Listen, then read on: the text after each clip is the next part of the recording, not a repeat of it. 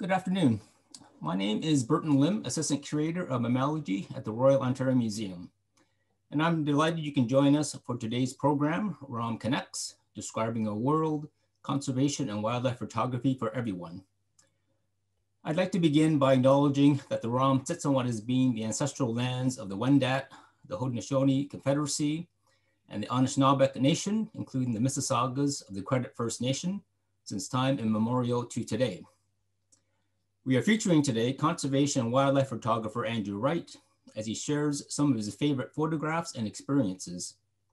This program is in conjunction with Wildlife Photographer of the Year exhibition at the ROM, which, as you can see, is my background picture, and where Andy has a highly commended image titled The Price of Oil in the photojournalism category. So when the current lockdown in Toronto is over, we hope that you'll join us in visiting the museum. Wildlife Photographer of the Year is developed and produced by the Natural History Museum in London. We would like to acknowledge the support of our Royal Exhibition Circle donors in making this exhibition possible. Andrew Wright is adjunct professor at Canada's Simon Fraser University, who's exploring climate change solutions. He is involved in a range of conservation endeavors, including environmental photography, and has published 2 books, Emeralds at the Edge and Faltering Light, that argue for increased conservation in British Columbia. A 3rd book, Preventing Extinctions, will be available soon. In addition, his photographs have been used extensively by Raincoast Conservation Foundation, Canopy Planet, Sierra Club, and many more organizations. Andy has produced 2 photography exhibits as well. Wondrous and Ground Truth have been shown at the Beatty Biodiversity Museum at the University of British Columbia and Science World in Vancouver. During this presentation, I encourage you to submit any questions via the Q&A feature on Zoom, and afterwards we'll be live to answer them. So without further ado, please welcome Andrew Wright for today's talk. Hi folks, thank you, Burton. So this photograph is the photograph that has brought us all here together today. It is a photograph of the Bakersfield oil field in the Kern Valley in middle California, about 3 hours drive northeast from Los Angeles. And the photograph is very detailed. It is a sea of oil donkeys or oil jacks working away. And it is a photograph from across the valley. And so the telephoto lens that I used is piled up all the images, all the front to back ratio. So if you look in with a little detail, the oil donkeys in the foreground are about twice the size, if not a quarter of the size of the oil donkeys in the far background. And this picture is important to me because it's important to me because the scale of the impact on the environment is very metaphorical for our scale as human beings on the planet. And I like to think about climate change and environmental biodiversity loss issues as really 2 sides of the same coin. And that is, there's just too many of us fundamentally putting a footprint on the planet, and our energy needs are kind of mirrored in this landscape that is literally covered with these oil donkeys. But today, and so this is the photograph that has brought us all here together, and I thank you for showing interest in my time. But today I want to take this moment to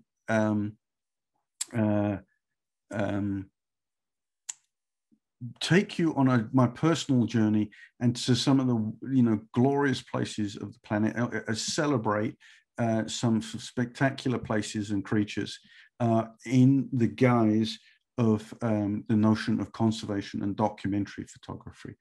I've always been a photographer. I'm fanatical about it. I love it. It's a hobby.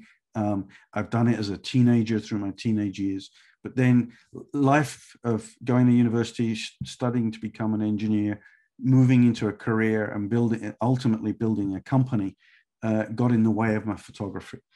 And in the fall of 2004, the chair of the board of my company rang us all up and said, I've just seen this wonderful story about Antarctica at this local science museum. You've got to come. I've booked a trip, and we've never celebrated the success of your company. You've been working forever. You're going to Antarctica. And Ken Spencer, who was chair of the board of Science World here in Vancouver at the same time, is that individual. And he drove us as a whole board to go on holiday for once in our lives. And I took this as an opportunity to pick up my camera again. And so for a couple of years, I just forgotten how much I'd loved it and how much I rapidly re-engaged with the field of photography. And this is a landscape in Antarctica. It's taken in the Iceberg Alley, as the name, the region is colloquially known. It is a passage that's notionally 40 kilometers in length on the inside of the Antarctic Peninsula. So you're protected from the wild Southern Ocean, but it's where all the icebergs crunch up and get grounded and get stuck. And so this is taken from the front of the ship. We're going beside an iceberg that is filled in the right-hand side of the screen. And in the left-hand side, there's the next big iceberg, and then central in the distance, more icebergs. And what makes this difference between a tour and an expedition is you are frequently caught in Iceberg Alley with not being able to transit the passage. And then you're forced to go back and go around and suffer the onslaught of the Southern Ocean. And so there was quite a few tense moments when the captain got quite convinced there would be no open leads all the way through. And so it took us the best part of a day to transit Iceberg Alley as he finally found a route through. But that got me,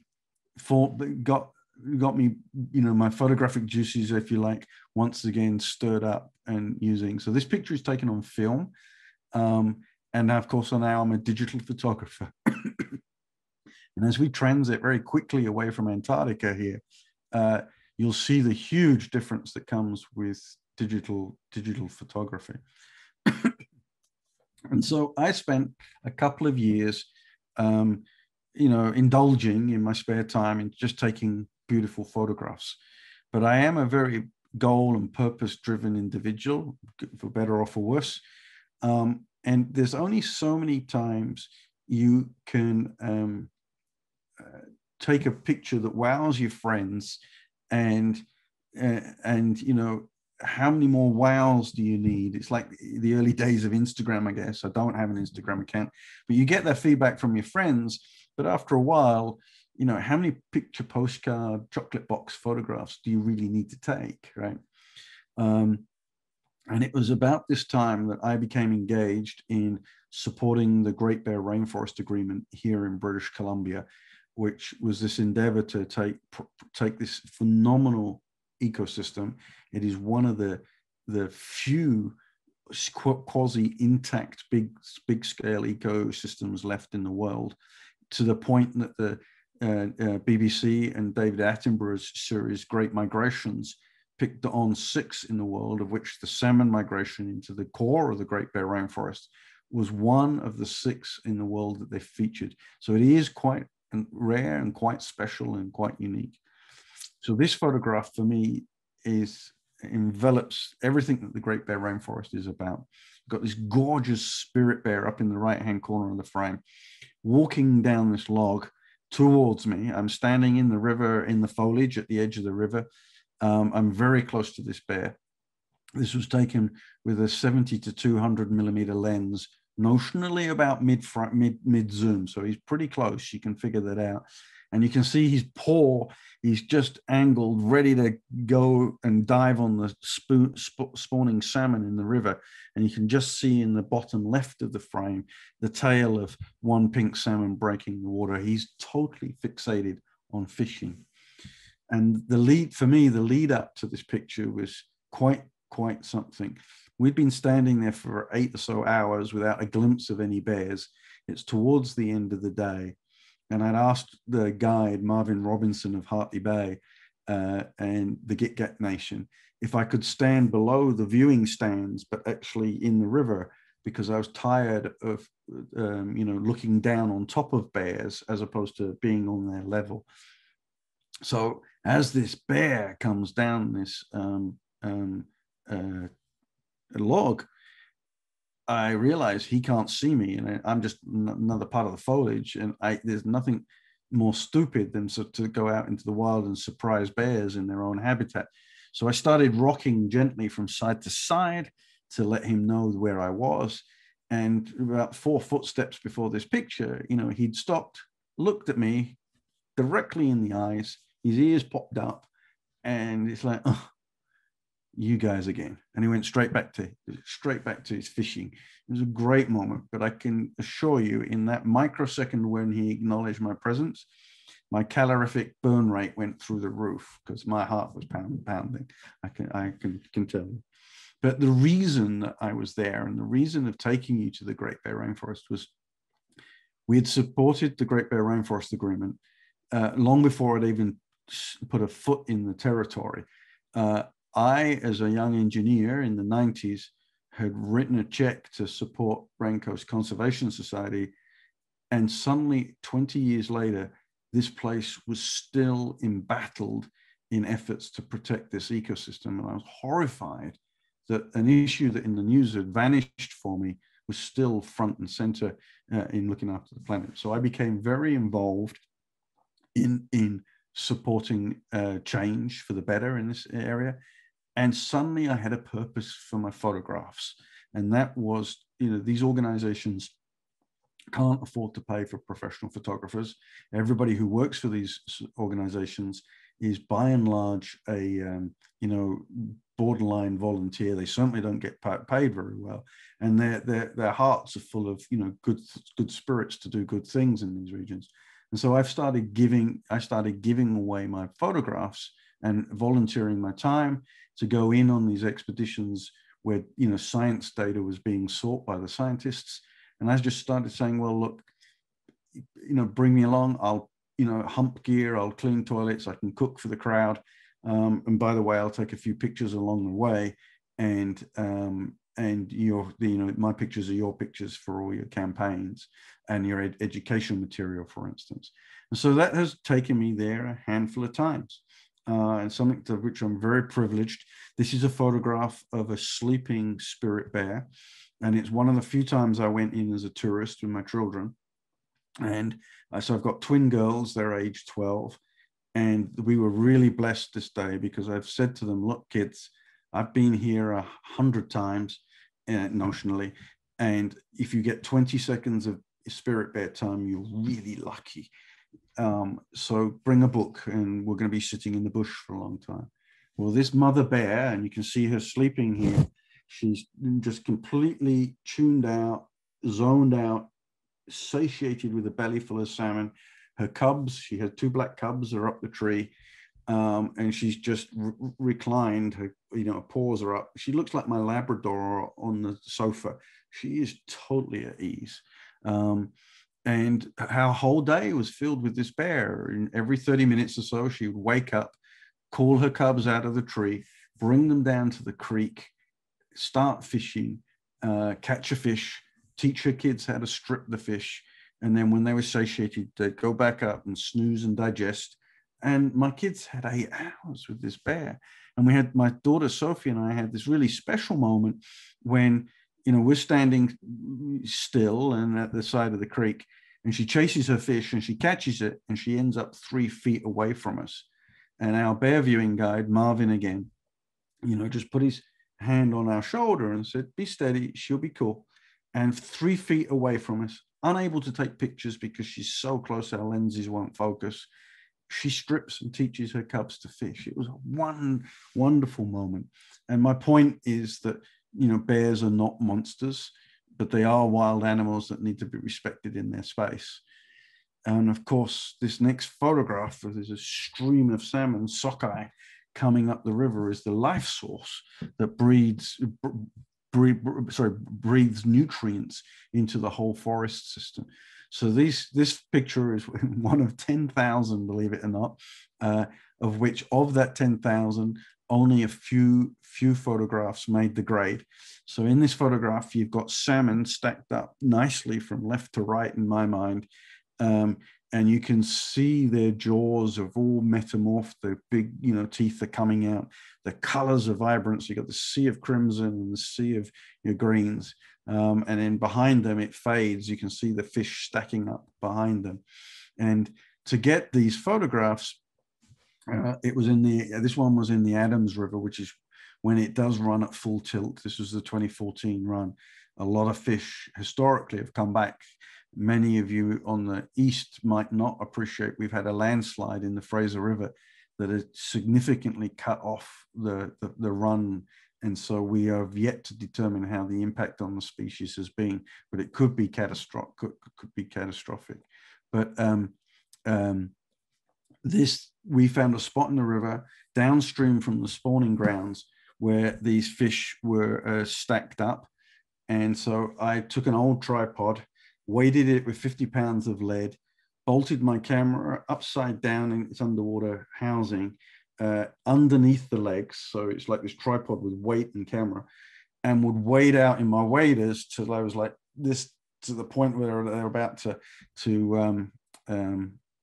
sink, and then lower the whole assembly to the riverbed, leave it there, taking a random picture, shooting blind every 5 seconds for 30 minutes or so until the memory card was full up, and repeat the whole action. And we did that for 3 days straight. And out of it comes about 10 photographs like this one, where the fish are nicely distributed and the colors are lovely. So it was a lot of hard work and got really, really cold. But I was there with an organization that was putting together the exhibit called Uninterrupted. We had special permits to work and operate in the river. And this was the exhibit that went to create the Canby Street Bridge in Vancouver, completely illuminated from underneath with a salmon river from beginning to end. And it was an incredible exhibit. And this was helping support that endeavor. Yeah. So I'm going to move to the next slide. Sorry, I'm trying to keep my chat window open, folks, so I can respond if appropriate in time, but it doesn't let me advance my slides if my chat window is open. So forgive me. So here I returned, still in the Great Bear, to the Kootsma team. And this picture is a little poor quality, I apologize, but it's a really important picture from an experiential and understanding perspective. So I was here with Barry Gilbert, who is an Ontario resident. He's just written a fantastic book about bears in his retirement. He is a former University of Utah big mammal specialist professor. And we were there together. And, I thank Barry in advance because I've never had a bad encounter with bears, but I think Barry has saved my life. Now, Barry, as a PhD field biologist, got, severely attacked and mauled by a grizzly bear, lost half his face and was unconscious and had to be helivaced out. And he said to me, Andy, you're in the danger zone because you've had about 100 hours of viewing grizzly bears and you've got comfortable with bears that are well behaved. But I've had 100,000 hours of bear viewing. And I can tell you the number of grumpy, aggressive bears is significantly smaller than the socially easygoing bears. And you haven't encountered those bears yet. So don't get cocky because the day will come with a bear will turn on you if you're in close quarters just because you're there. And so we had spent the day in this estuary watching these bears.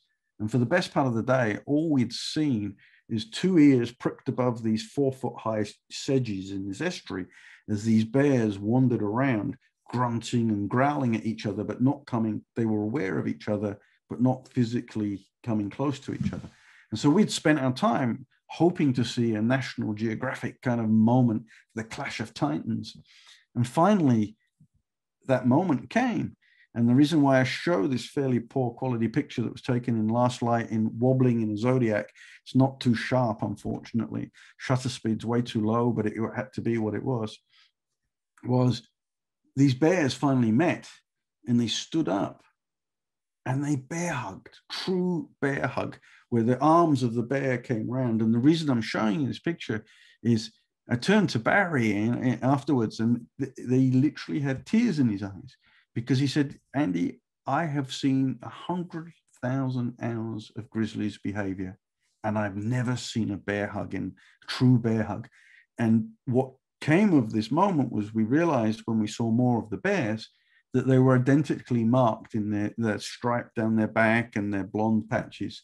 These were two siblings who'd been lost their mum. Well, their mum had kicked them out a year ago, and they'd kept company with each other, and they were greeting each other, and it was a joyous moment. So I wanted to share that with you, again, to reinforce that you have to be very respectful of bears, but they're not monsters. They're wild animals. This is a photograph that I'm really ecstatic to have achieved. I saw it 10 years before I actually managed to take it. And it's a Salmon Bay, Salmon Creek, in the heart of the Great Bear in Kitasoo territory. And it's this place where the pink salmon pool up in this bay, waiting for the rains before they can go upriver and spawn. And so they spend their time, as their bodies are morphing, to become full of eggs and milt.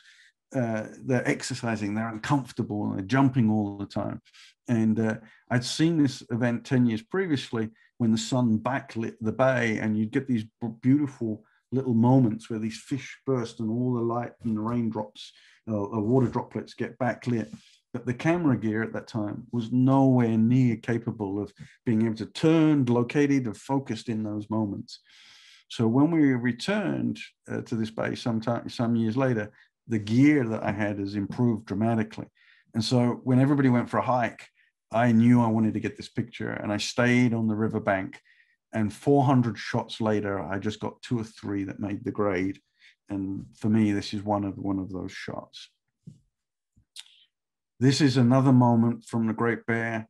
These great whales lunge feeding. We'd spent a lovely day along the way with these whales. And what's beautiful about the bubble feeding is underwater, they pin the fish against the field walls with a ring of bubbles into this big ball. And then one of the whales, and you can hear it on the hydrophone, signals for them to all rush in and scoop up. And what is, from a photographer's perspective, an absolute bonus is that they create a ring of bubbles that comes to the surface before they do. So you know exactly where to focus and get your lens ready.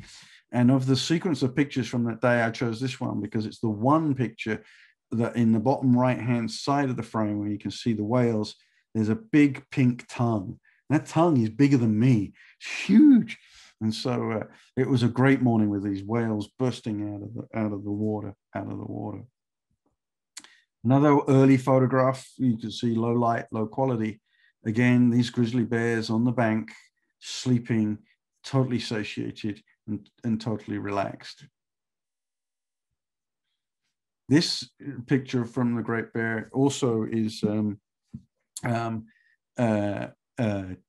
key picture because it's a mum on the right-hand side. We spent 2 hours with her, and we never saw her face. And the twin cubs on the left, you can see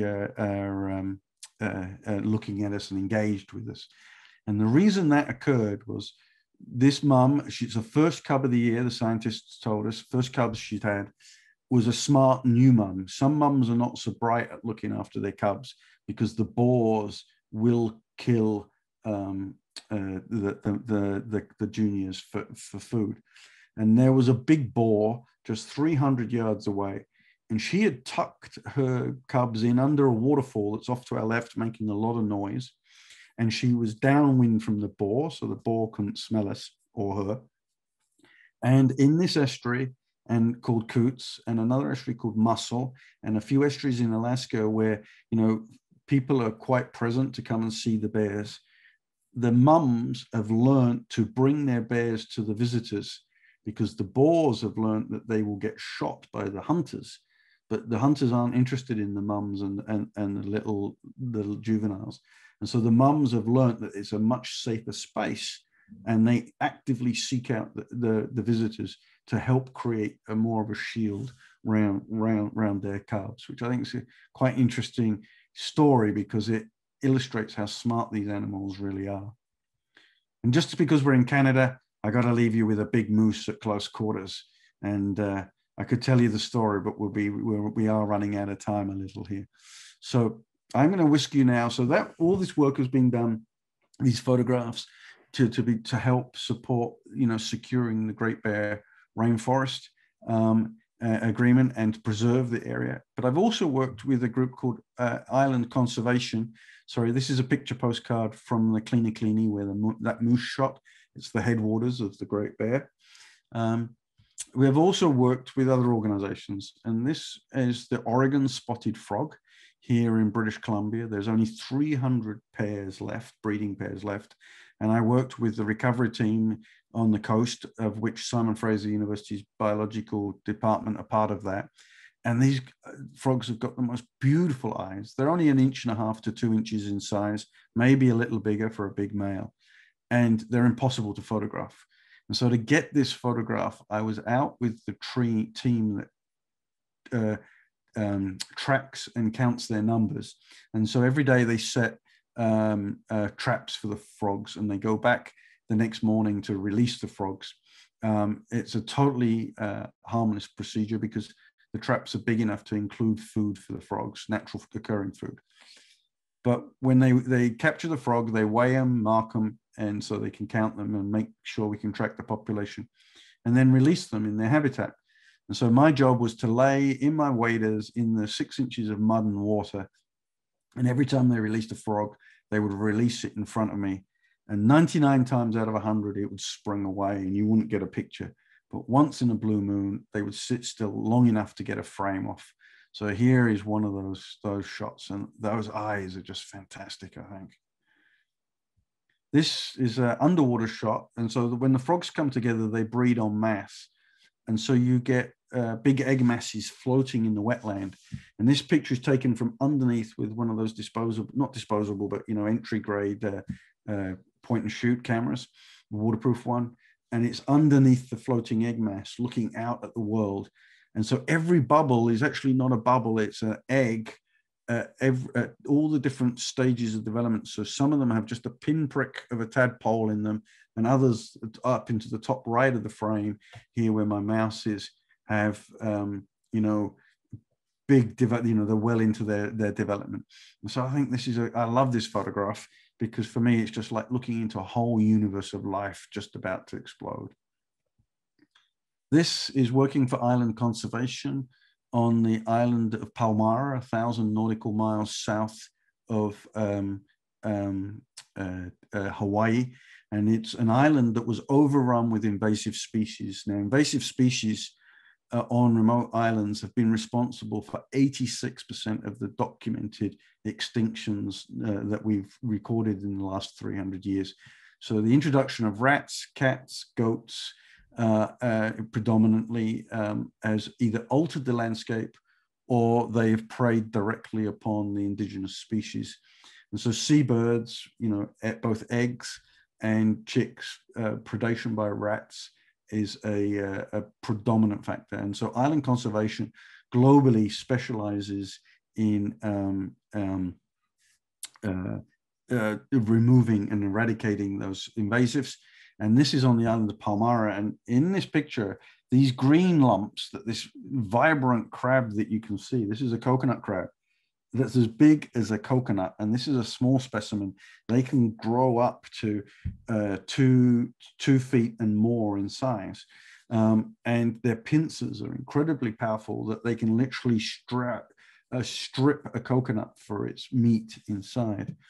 But they're incredibly skittish. The moment they sense your vibrations on the ground, they're running, they're gone.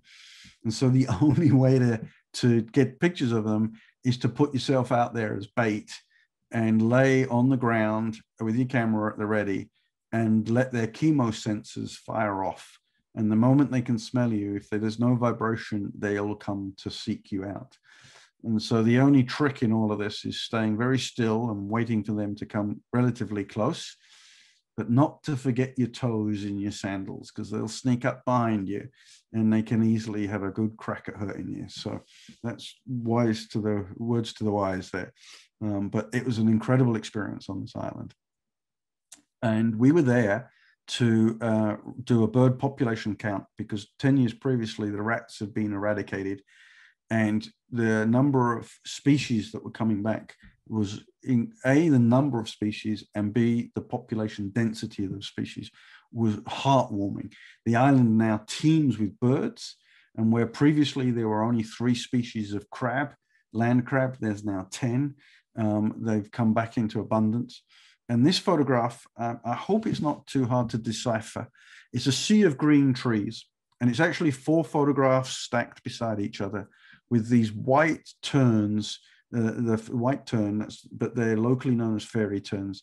They're beautifully pure white birds, and they're incredibly defensive. You can be within 50 feet of their nest and they start mobbing you as a couple, as a pair. They're very coupled. And so this picture is a composite of frames where I held my camera pretty steady. It wasn't on a tripod, so there are artifacts in the overlap. But I just shot lots of frames as we, in our transect survey, were getting mobbed by these birds. And it felt, even though there was just 2 of them, it felt like there were hundreds of birds on us, which of course is not true. But the feeling, and they're so aggressive in their defense. And so we thankfully, our transect didn't come anywhere close to their real nest, but that feeling of being mobbed was something I wanted to share with you, and hopefully you might get a feel of it here. But what was learned on Palmyra was when the terrestrial ecosystems were recovered and the birds returned and the guano took off, and the leaching of guano at a steady rate of phosphorus and nitrates into the surrounding ocean, the corals really took off and flourished. And so that's been quite a piece of scientific outpouring of peer-reviewed papers from the work on Palmyra. Just like the salmon bring nutrients back to the Great Bear Rainforest, the foraging seabirds returning to roost overnight on these remote islands bring the nutrients that kick off life in the corals. And so, it's a very key point that everything is connected. And, snorkeling along, I have this moment where you suddenly find yourself over a giant clam, this beautiful iridescent blue internal, clam with this kind of wavy line, just invites you to put your finger in just because you're there, you want to do it, but you daren't do it because you would be hollering if you did, as it would clamp down on you. But this clam is about 6 to 8 inches, I think, in size. Absolutely beautiful, absolutely beautiful. And this is a picture again with island conservation on Maui. And it's not a particularly interesting picture from a photographic, look picture, but what it documents is you've got these 2 in the left-hand corner and the right-hand corner, these vibrant forests. And then you've got this desiccated landscape where there's not much going on it. And what's happening here is those forested areas have been predator fenced, the predators removed and the invasive species removed. And so on Maui, they struggle with invasive deer, goats, and wild boar that were all introduced. And these next pictures side by side are 2 vertical pictures of a herd of goats just tearing up the landscape. And you can see that the damage that they do. And of course, they eat everything in sight. So Maui's landscape has been significantly changed by the introduction of these species. And I come back to that central point about terrestrial ecosystems being linked to nutrient-rich reef systems. And if it wasn't for the outflowing of those nutrients, the turtles would have nothing to eat. And so this is one of those great moments where you're just in the ocean, snorkeling along, and this wave catches a turtle and they drift towards you, and the turtle's reflected in the ocean surface. And that was a great moment. There's nothing like snorkeling in the tropics, I think. It's a fantastic thing. And that takes me with island conservation to the Galapagos, and I'm conscious that we're running out of time here. So I'm going to whip you through some work here. Here is one of the great tortoises of the Galapagos. This is on Floriana Island. This is a land iguana backdropped by the ocean, caught in a pool of sunlight on the island of Simon Norte. But this is why I was there. The work of island conservation, you can see Victor with his t-shirt there in the middle, and Claudio, the farmer, off to his left. Floriana Island is full of rats.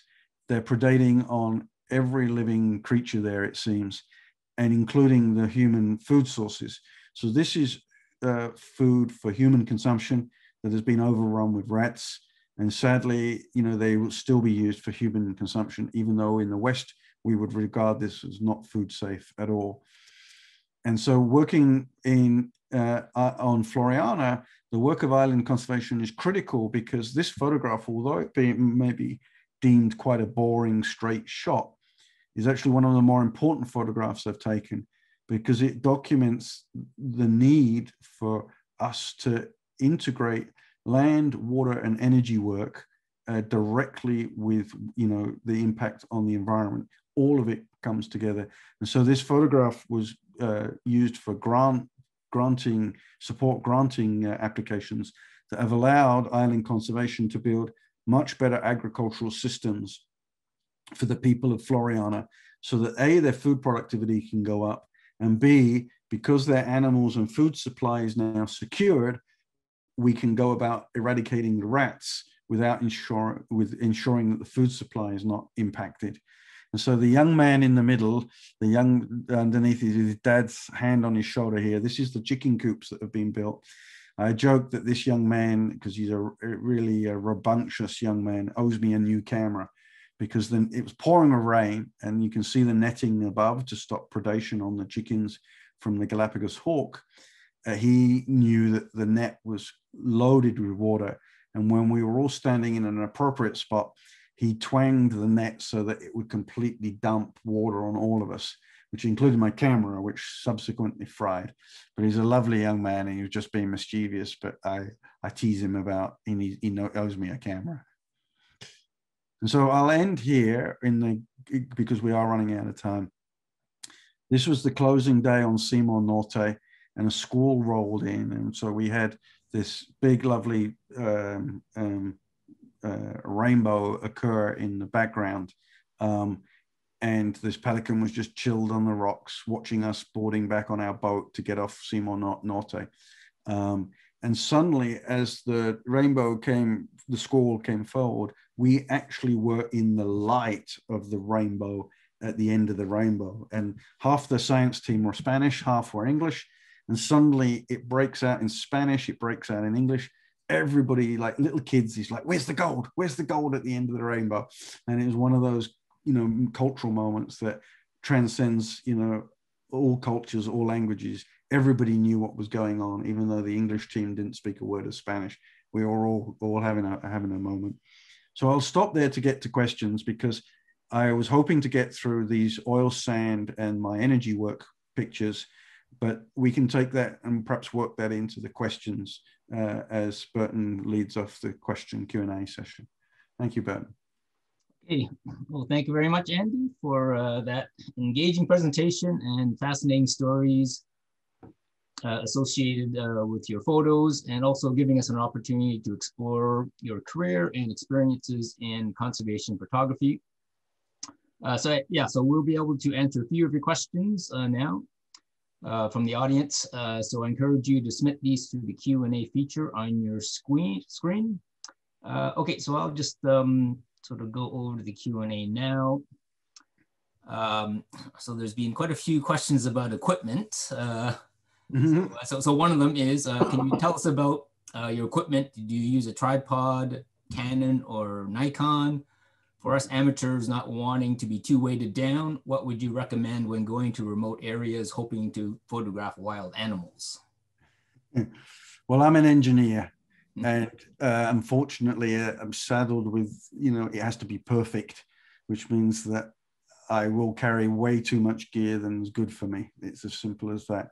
So I'm a Nikon guy. I'm a Nikon guy simply because I worked in a camera store as a teenager to be able to get into photography and afford it. And the store happened to be full of Nikon fanboys. The reality is all the equipment that's manufactured today is so much better than we ever had in the past. And it's all exceptionally good gear. And so I would say to you, if you're looking to buy gear, figure out what your budget is, and then go to the store and figure out what they both have very different user interfaces. So if you give me a Canon camera after a lifetime of Nikon use, I do not know even what buttons to push. I'm useless with it, and that has happened to me. So if you're starting out, I would say go for your budget, find which camera is most intuitive for you. They're all exceptionally good equipment. So I use Nikons. I always carry a pair because I usually paid a lot of money with these organizations to get into very remote places. And if one of them fails and you've only got one, the whole mission is for naught. So I always carry two cameras. And the other reason is I have a telephoto on one and a wide angle zoom to normal on the other, so that I don't have to change lenses in the pouring rain and the mud and the dirt. It's the mud and the dirt is the worst. It gets everywhere, and if you're trying to change lenses, then it's a recipe for disaster. So that's my MO there. I always use a tripod if I can. It's a physics thing. Your pixels in your camera, their dimensions are measured in microns. And if you think you can hold a camera perfectly still to that degree, you're kidding yourself. And so the best and cheapest lens you'll ever buy is called a tripod. And the difference between a handheld shot and a tripod shot in sharpness is acute, even with the modest quality kit lenses you buy.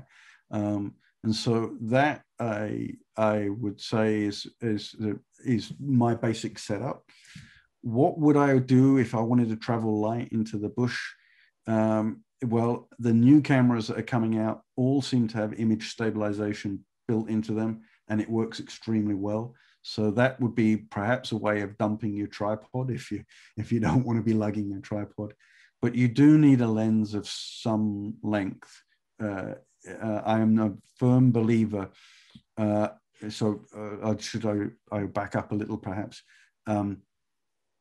I think it was Robert Capa that said, if your pictures are boring, you're not close enough, or something like that. And he was a fan of a wide angle lens, and he was a photographer in the Second World War of some fame. And that has been actually morphed at National Geographic. Lots of these extreme wide angle shots getting in close to the animals.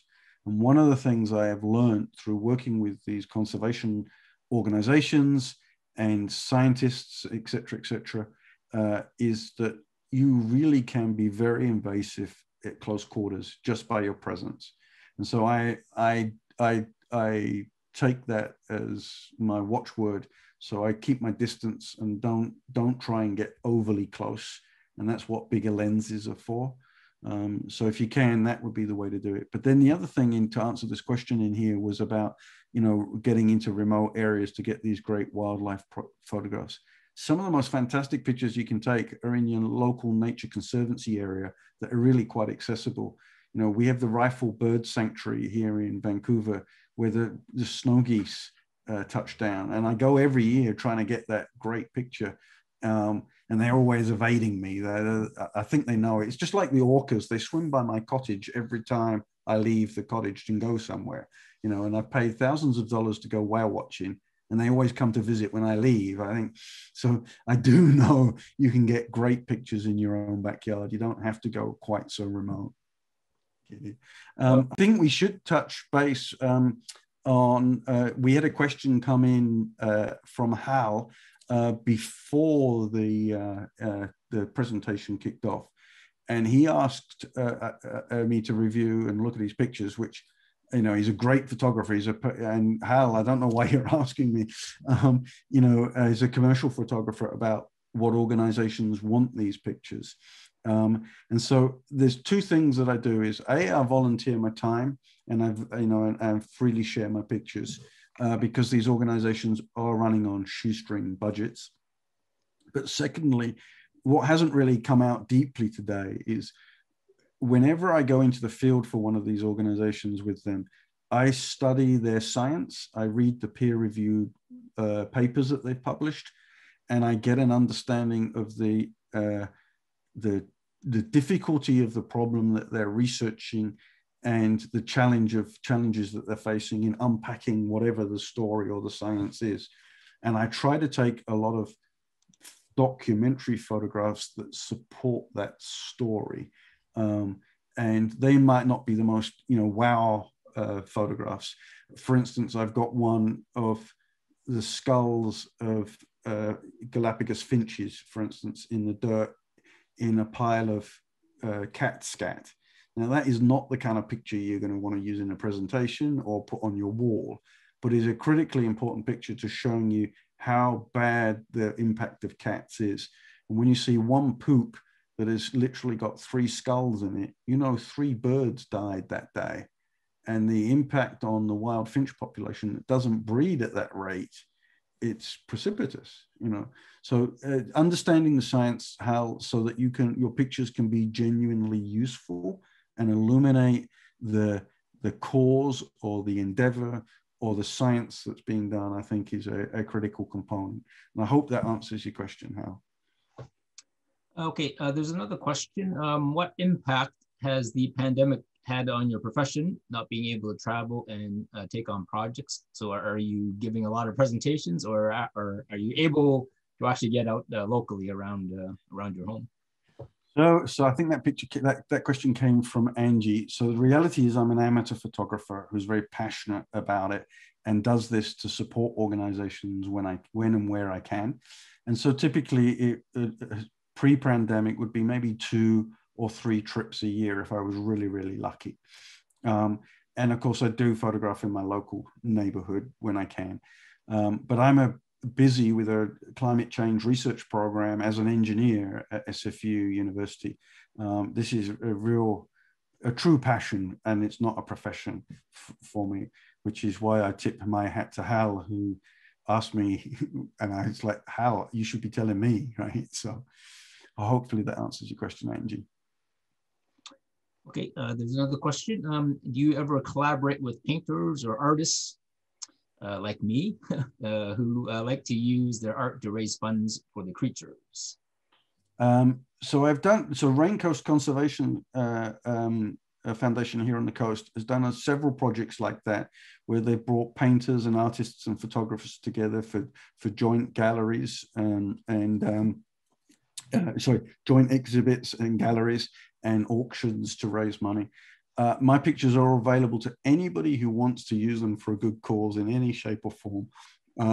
So the answer to that person whose name's disappeared from the chat now would be, I'd be happy to share my pictures if you thought you could use them in some way. And the last question here says, you aren't on Instagram. That is correct. I'm an old guy. We don't do that kind of stuff. But I do have a very simple website, and it is, I should actually type it in the chat. Can I answer? Okay. So my picture is, my website is www.cold-coast.com, and all my pictures of any merit are there. I'm going to jump ahead because I can see can you tell us about the picture on the screen? And I can indeed, and I'm just going to close my chat window. So and perhaps here we go. So this picture, it is an oil slick from 2,000 feet looking straight down on the tar sands in Canada. And it's black and white, and it's all the swirls and curves that you normally expect from a diesel spill or a fuel spill you might see in your garden or at the gas station where you've spilt a bit of fuel, except this is from 2,000 feet looking down. It's extensive, it's massive. And I'll skip through my oil sand talk pictures to the very end picture here, And this, believe it or not, I am really proud of this. One of my favorite pictures. You could say it's the same picture. It's the swirl of oils on the surface of the water. But this picture was, and I'm thrilled I got this picture because it bookends the oil sands and the Great Bear Rainforest, and where the Northern Gateway pipeline was proposed to go. Because this picture answers the question that the proponents of the pipeline were saying there's no ecological impact of our pipeline. We've flown the route. There's nothing particularly special about the route. And so in response to that, I argue that it's hard to evaluate ecosystems from the air. It's really hard to evaluate them when your boots are in the mud. And so these two photographs might look very similar, and you could make the same judgments from above, except this ending photograph was this gorgeous moment in the Great Bear Rainforest where we had stopped the sailboat and we were literally drifting. There was not a jot of wind. The earth's surface of the water was ripple-free, flat, and we were just drifting for lunch. And in the galley, we had some Katie Mulua music playing. And so the whole boat became a loudspeaker into the water. And this humpback whale came and nudged the boat for the duration of the song, came around the boat, nudging it, walking away, nudging it, walking away. When the music stopped, he swam off, or she swam off. The last blow, a whale's breath is full of oils. And this is a breath of oil that has collapsed onto the surface of the water from their breath. And so I don't know of any other photograph like it. I'm thrilled with this photograph. And I use it to say, compare that picture to the oil sand and say to people, look, you can be looking at things very carefully and you still don't appreciate the real nuances and the differences and the damage that A versus B can cause, because these are two incredibly different things. And yet they look very, very similar. So hopefully that captures your imagination too. And I'm going to move the slides forward. These are the groups, some of the groups that I want to say thank you to. On the left of the screen, towards the middle, are the groups I've supported with my photography. And on the right, I want to commend the National Observer and the Tyee newspapers and Science World, because they've provided sort of public domain output where these stories of these conservation stories can be shared with a wider audience. Because I think one of the mistakes in the world is that we talk about if everybody could visit the rainforest, everybody would want to protect it. Well, the reality is if everybody visited the rainforest, there'd be no rainforest left, right? And so how do you capture people's imaginations to care about some place, something that they would never get the chance to visit or be able to visit? And that's an eternal question. And those organizations on the right have also done a very good job, in my mind, of taking those ideas forward. And I need to thank them. So thank you. Okay, well, thanks a lot, Andy, for today's presentation. And thanks to everyone out there who joined us and for your time today for this event. We hope to see you again in person or virtually, and that you'll be able to visit the ROM and Wildlife Photographer of the Year exhibition soon. Details of all upcoming ROM at Home online programs can be found on our website and social media channels. So thank you again and enjoy the rest of the afternoon.